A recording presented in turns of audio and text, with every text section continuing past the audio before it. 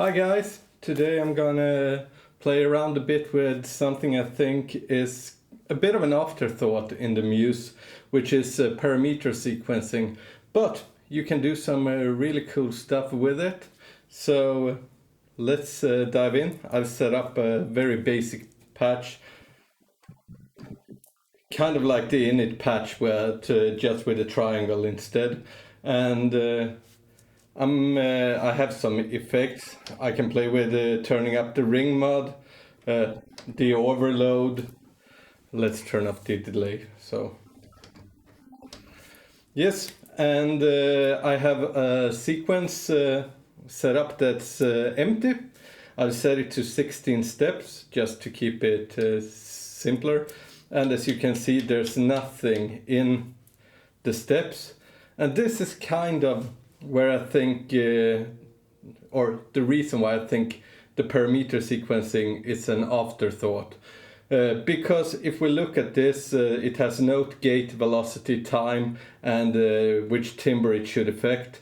But then you have something called a little button saying param rec. And here you come in and you can actually, for each step, set up to 8 parameters. It will be the same parameters running for the full sequence, but so if we take here, for instance, at step 1, I can turn, and usually it should be able to record whatever I do. So if I turn a key down and I start to, and now as it runs, we should be able to check each step and it has a value. And for each step, I don't know if I need to be on record yet, then I can actually turn the value for that step. And if we're just listening to it,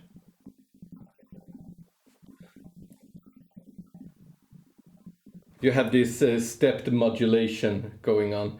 And this is super nice. And this is another issue. Now I have a note recorded. Sorry. I have a note with a note recorded, so if I go into the step, I need to clear that for that.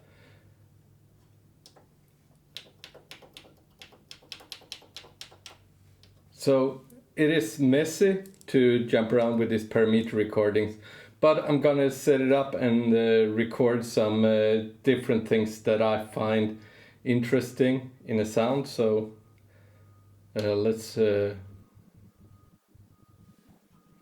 just see that step. So here we have step recorded one, so let's clear that and go back to the param rec. And I'm taking overload as my first parameter, and then I'm turning the ring mod for my second.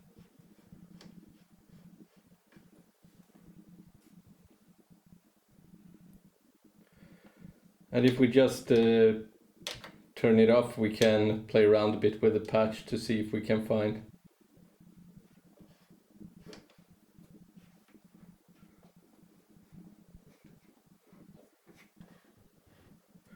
Yeah, let's take that too, and let's give some, let's see. Yes. Doing some FM parameters and some wave shaping too, so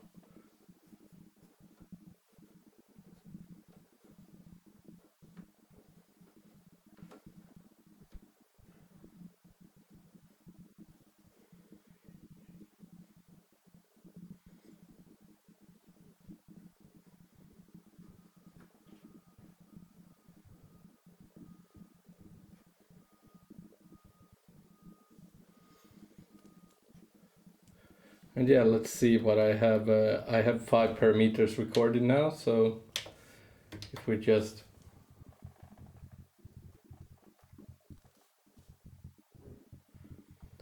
and now we can, if we want, let's see here. At step 9, it was something going on that was a bit too... Maybe it's the FM amount here. So I need to put rec on, I think. No, oh, sorry.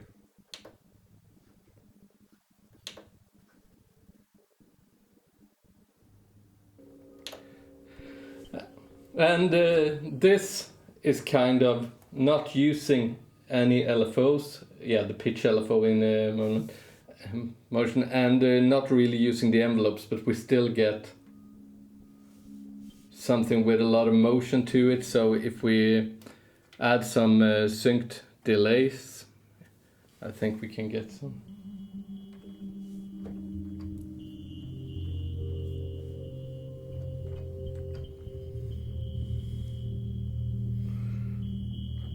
I think there's a bit too much of that mod oscillator going on at certain stages, so let's just turn that down a bit so it's not as obscene as it was.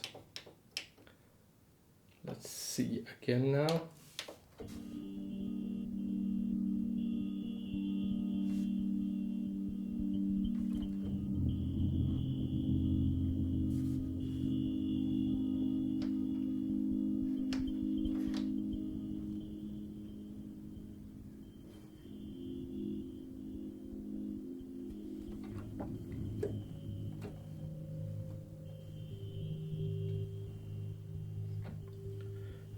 One thing I do find a bit fun to do now is go to the other timbre and giving it a stack, 4 notes, so I have 4 notes for each, and even if I just turn it off now and just listen to the init patch which I have in slot B,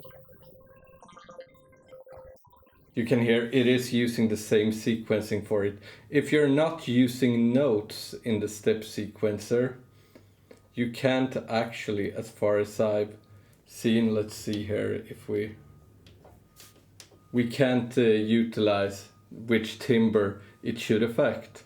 So again, it's an afterthought with the step sequencer, but I think it's still very nice.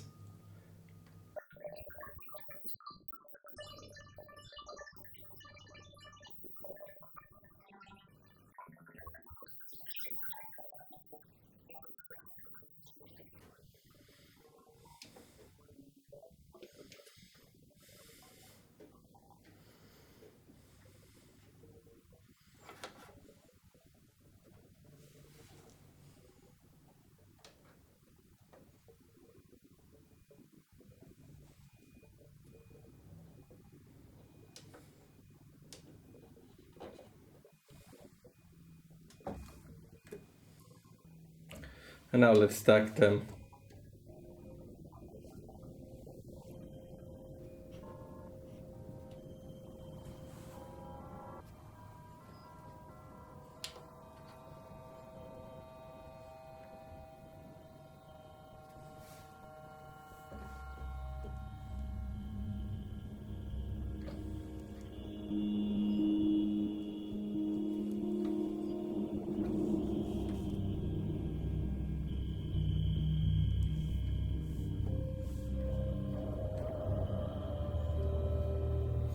Yeah.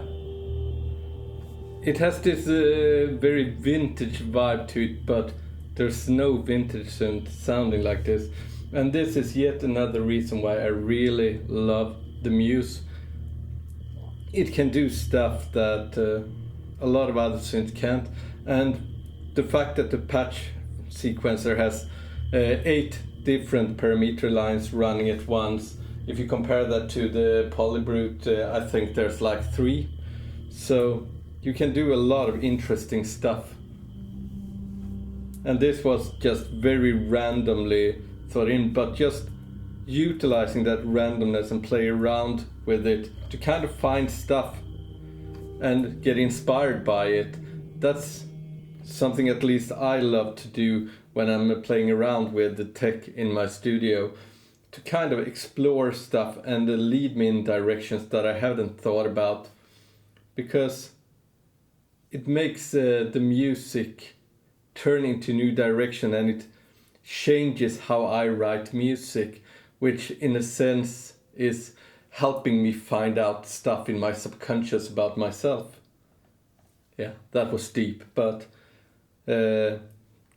if you have a Muse, I suggest you to play around with it as a parameter sequencer instead of just a note sequencer, which I think it was thought to be.